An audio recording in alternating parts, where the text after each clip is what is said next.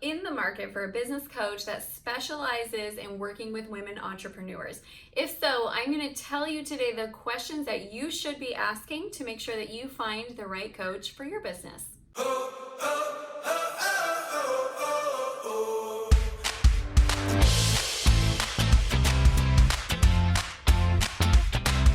I'm Amy Walker, small business strategist, speaker, and author, and thank you for watching the CEO Spot. If you haven't done it yet, make sure you subscribe to the channel and hit that bell notification so that you can be notified every time we release new content. All right, so you are in the market for a business coach. You're trying to figure out which one is the right one for you, and maybe you want someone who specializes in working with women entrepreneurs. I totally get it. I have hired both male and female coaches, and there are seasons when I just need to know that I'm getting the right information. It doesn't matter who it comes from. And then there are seasons where I kind of need somebody who understands my challenges as a woman in business of, balancing being a mom to 5 kids and running a multi-6-figure company and figuring out how to still be a wife in the middle of that all. Like sometimes I need somebody who really specializes in the female entrepreneurial journey. So today I'm going to share with you the questions that I ask and assess as I am trying to find the right coach for me as a woman in business. So I've got 5 powerful questions for you today that you need to assess if you're hiring the right coach. And then at the end, I'm going to share with you some of my great hiring coach experiences and some of my not great hiring coach experiences, and share with you also what were the red flags that I should have been watching for. Question number 1, does their service fit your need? I know this sounds so basic, but you'd be amazed how many people are just like, I just need to hire a coach. And then they go out there and they hire a life coach, but they had a business problem. Or they hire a marketing coach, but they had a sales problem.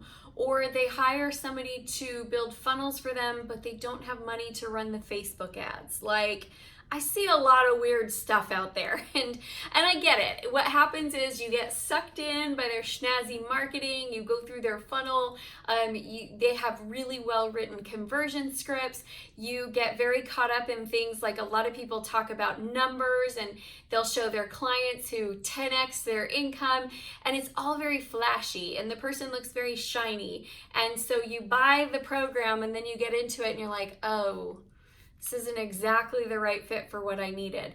So I will tell you this. I buy things from funnels. I do. I buy things from webinars. Absolutely.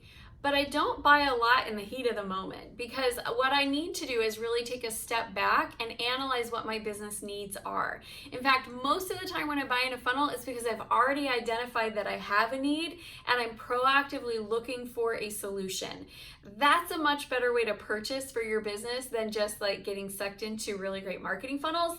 Although we love our marketing funnels, right? But just no offer is available only today and is never going to come around again. Most people will let you buy from them because they want you as a client. So give yourself the space to just like take a pause, take a step back, or really analyze what their offer is and if that actually fills the need that you have.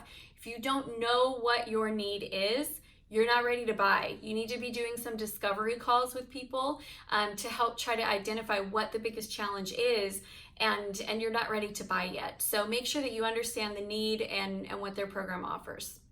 Number 2 question, this is a big one for me, although I know it's not for everybody, but has this person accomplished what you're trying to accomplish? Like, have they actually done it? So I personally don't want to do weight loss coaching with somebody who is struggling with their weight. I personally don't want to hire somebody to help me scale my business to 7 figures who has not done that. I personally don't want to hire somebody to help me with my finances when their finances are a hot mess. Now, I know that there's this trendy little saying called "my mess is my message." Cool, I just want you to have cleaned up your mess first so you can show me how to clean up mine, right? So that is, for me personally, that's an integrity piece that I don't want to hire somebody who hasn't accomplished what I'm trying to accomplish. Doesn't mean that they're not great. It just means that they're not great for me in this. Now, it also doesn't mean that I can't hire somebody who hasn't accomplished everything I want in life, right? Like I could hire a finance coach who struggles with their weight because they're not coaching me on mine. I could hire, like, I can almost hear the hate comments from the people who are like, why are you expecting perfection from people? I'm not. I just want them to legitimately have produced results in the thing that I'm paying them to teach me how to do. But I'm not looking for perfection. I don't need my business coach to have an amazing marriage. They could be single and that's totally fine, but I'm not going to hire them to coach me on my marriage if they don't also have the type of marriage that I'm wanting to achieve. So that's pretty important one to me, that I just don't go outside of that. If they haven't produced the result that I want to produce, then it's not going to be a fit for me. All right, the third one, and this is where I get even more judgy. And so I'm fully admitting in this area, I get to be judgy because I have spent over 6 figures in coaching other people to teach me how to do my business.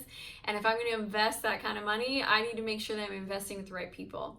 So my third thing is that I look for, did they do it in a way that I am willing to do it? So for example, I have hired some really great speaking coaches who are on the road all the time.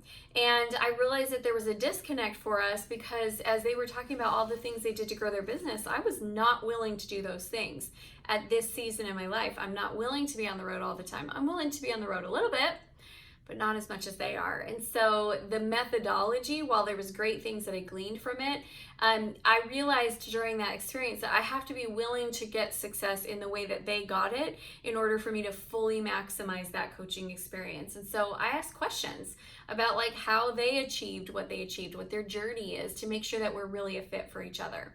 Okay, the fourth thing that I look for is how do they work with their clients? And this is important because there are a lot of really great information people. Like they have the information inside of their head. But I know how I work best. And so I need to make sure that I'm signing up for the right type of a relationship as well. So for example, is it an information only course? Like, am I just going to get information, but there's not really any hand holding? Are they going to be like micromanaging me? Are they going to make me stay at a certain pace, or can I go faster if I want to? Do they actually know my business? Do they know their clients? Or is it a bigger organization where I'm not even going to be working with the head, I'm going to be working with somebody else? There's no right or wrong answers in here, but I need to ask enough questions that I really understand who I'm working with and if this relationship is going to be right for me. The last assessment question, this one is pretty important. Are they competitive with me? Like, do I pick up on any kind of competitive vibe? Because I have absolutely met coaches for women in business who are very threatened by people becoming more successful than them. You guys, one of my favorite things as a coach is I have clients who are killing it in business. Like, I've got one past client who I'm telling you, she is going to end up in the next couple of years with her own television show, and I'm so excited for her. She's gotten publishing deals. She's basically, any platform she goes on, she is going to kill it on that platform, and I am so excited for her. I love that I have clients who are more visible and more successful than me, but I have met women in business coaches who I pick up on very early that they kind of want to put me in my place. If anybody's trying to put me in my place, they are not for me, because they will be threatened by my drive. They'll be threatened by my ideas. They'll be threatened that I'm going to steal their information. Like, they just will not share openly because there's a threat from the very beginning. So if you ever pick up on that vibe that someone's trying to put you in your place, no. Who are they to decide where your place is? You get to pick your place, and you put yourself in that place. All right, so I do love hiring coaches that like specialize in working with women in business. I do feel like there's a lot to be learned from men, and I've hired pretty equally men and women, but I have experienced the most growth in working with other female entrepreneurs. And at the same time, I've also had some experiences gone wrong. So I told you I would share like what were some of the red flags. And these had just as much to do with me as they had to do with the other coaches as well. So one of the red flags is, am I looking for a coach because I am hiding from something I don't want to see in my own business? That never goes well, you guys. I hired one time, I had just gone through a painful firing experience with a team member, and I was like heart sore over it. And because I had gotten hurt and they had gotten hurt and it was someone that I loved and cared about, I just wanted to get rid of it all. And so I outsourced my sales team, and I hired someone to be a coach to put together this project, and they were going to do it from start to finish and sell it all, and they ended up not selling a dime. And the whole way through, like I knew that some of the things they were suggesting were not going to work for my business the way that they thought it was, but because I was hiding from this pain, I was like, just, you're the expert, do it. You're the expert, do it. Like, you have to trust your voice. You have to trust your gut. So are you looking for a coach because you're wanting to hide from your business a little bit? That's going to be a red flag. The second red flag that I would look for is, are they like promising the moon, the stars, the sky, and they're very vague on their process of how they're going to do it? I am never vague on my process when I'm talking with people. When I sit down with somebody and I assess their business and I tell them, I'll tell them exactly what I see, exactly what I think they should do. They can take that plan and run with it without me, or they can take that plan and they can run with it with me, and it's more smooth. But I am always super transparent on how I'm going to get you where I'm going to get you. And I also am really careful about what I promise that you can accomplish, because there's so much unknown, right? Like, there really is a lot of unknown things. And I know it sounds so much more exciting to say, we're going to double your income, or we're going to 10x your income, than it is to say, we're going to build your sales system and your marketing calendar. I know that is so much more sexy on that side. But when you are hiring somebody, and maybe in the marketing side, it's okay to go big picture, but when you get down to that point where you're about to sign a contract and write a check, you need to understand and know what that process is. And if you don't, you got a gap there. You should ask more questions.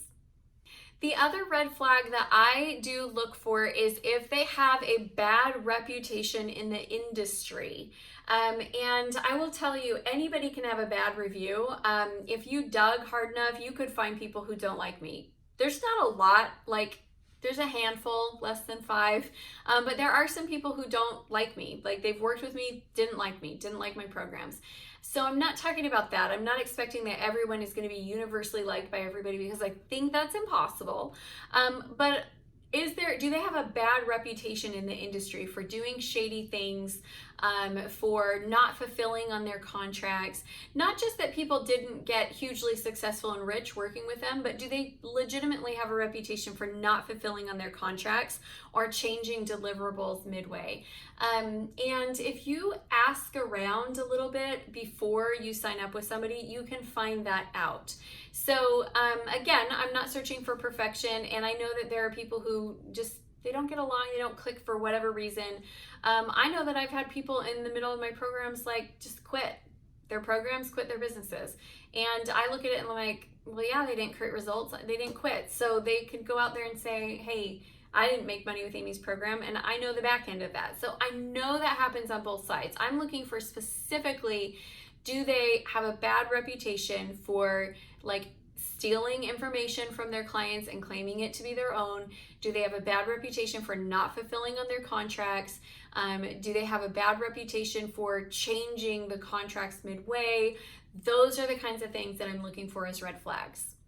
I hope this video has been helpful for you, because honestly, this is a really wonderful place to be, where you are getting ready to hire a coach, and you're trying to figure out who's the right coach for you as a woman in business. It will truly change your life.